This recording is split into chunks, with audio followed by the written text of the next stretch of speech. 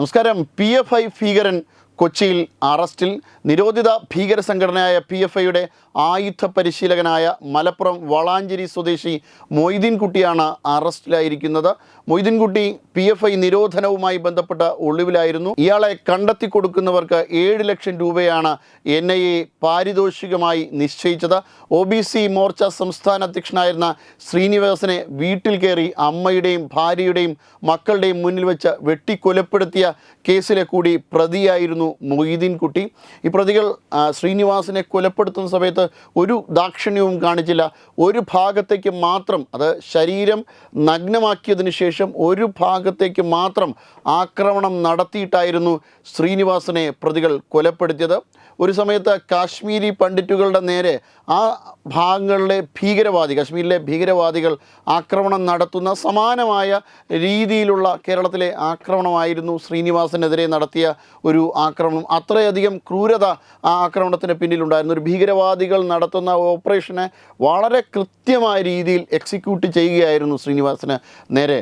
Joseph മാഷിൻ്റെ കൈവെട്ട് case ഉൾപ്പെടെയുള്ള കേസുകളിൽ ഇതിലെ പ്രതികൾ, ഇപ്പോൾ കണ്ടെത്തിയ മൊയ്തീൻകുട്ടിക്കും പങ്കുണ്ടായിരുന്നു.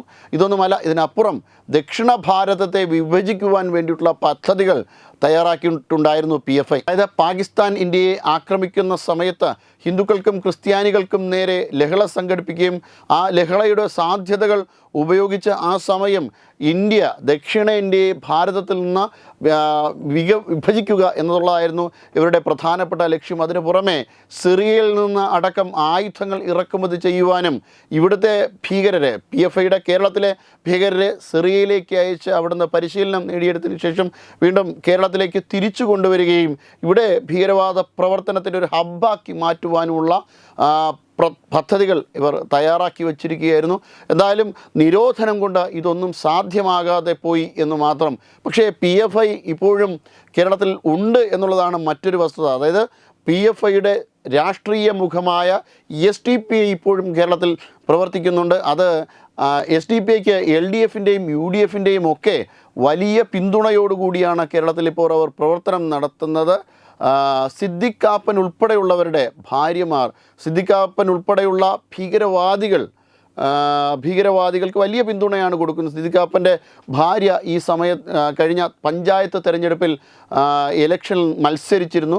അങ്ങനെ വലിയ പിന്തുണയാണ് ഇവർക്കിപ്പോഴും കേരളത്തിൽ ലഭിക്കുന്നത്. അത്തരത്തിൽ ഭീകരവാദികളെ പാലൂട്ടി വളർത്തുന്ന ഒരു സമീപനമാണ് കേരളത്തിൽ ഉള്ളത്. എന്തായാലും തീർച്ചയായിട്ടും ഇത്തരം ഭീകരവാദികളും ഭീകരവാദ പ്രസ്ഥാനങ്ങളും കേരളത്തിൽ അതിജീവിക്കാൻ പാടില്ല. SDPI ഇപ്പോൾ അവരുടെ യുവജന പ്രസ്ഥാനം കൂടി ആരംഭിച്ചിട്ടുണ്ട്. SDPI ഒരു രാഷ്ട്രീയ സംഘടന ആയതുകൊണ്ട് തന്നെ ഈ ഭീകരവാദ പ്രവർത്തനങ്ങളിലൊക്കെ നേരിട്ട് ഇടപെടാൻ വലിയ ബുദ്ധിമുട്ടുണ്ടാകും. എന്നാൽ അവർക്കൊരു യുവജന സംഘടനയുണ്ട്. ആ യുവജന സംഘടനയിലൂടെ നേരത്തെ എന്തായിരുന്നോ PFI നടത്തിയിരുന്ന പദ്ധതികൾ അത് ഏറ്റെടുത്ത് നടത്താനാണ് ഇപ്പോൾ SDPI പദ്ധതിയിടുന്നത്. എന്തായാലും ഈ ഭീകരവാദ പ്രവർത്തനങ്ങളൊന്നും ഇനി കേരളത്തിലോ ഭാരതത്തിലോ ഒന്നും വിലപ്പോകില്ല. തീർച്ചയായിട്ടും അതെല്ലാം അമർച്ച ചെയ്യപ്പെടും. പക്ഷേ ഈ ഭീകരവാദികൾ കേരളത്തിൽ നിന്ന് വലിയ പിന്തുണ നേടിയെടുക്കുന്ന ഒട്ടും ആശാസ്യകരമായ കാര്യം അല്ല.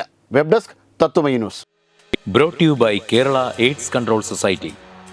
HIV AIDS സംബന്ധമായ സംശയങ്ങൾക്ക് 1097 എന്ന 24 മണിക്കൂറും പ്രവർത്തിക്കുന്ന ടോൾ ഫ്രീ നമ്പറിലേക്ക് വിളിക്കുക.